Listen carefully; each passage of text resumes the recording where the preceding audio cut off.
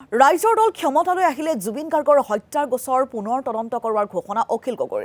জুবিন গাৰ্গক ন্যায় প্ৰদানৰ ক্ষেত্ৰত অসমৰ লগতে দেশৰ নামী দামী অধিবক্তাৰ দলৰ জৰিয়তে গোচৰ চলোৱাৰ কথাও ঘোষণা বিধায়কগৰাকীৰ।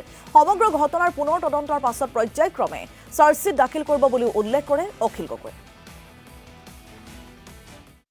যে ৰাইজৰ দল যদি এবাৰ শাসনলৈ আহে তেতিয়াহ'লে জুবিন গাৰ্গৰ চাৰ্জশ্বীটখন আকৌ এবাৰ দিয়া হ'ব।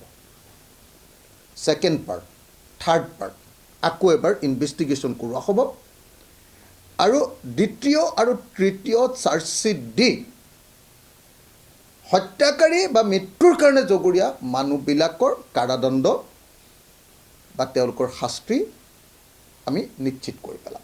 অসমৰ আইনজীৱীৰ লগতে সৰ্বভাৰতীয় পৰ্যায়ৰ আৰু ইণ্টাৰনেশ্যনেল ষ্টেণ্ডাৰ্ডৰ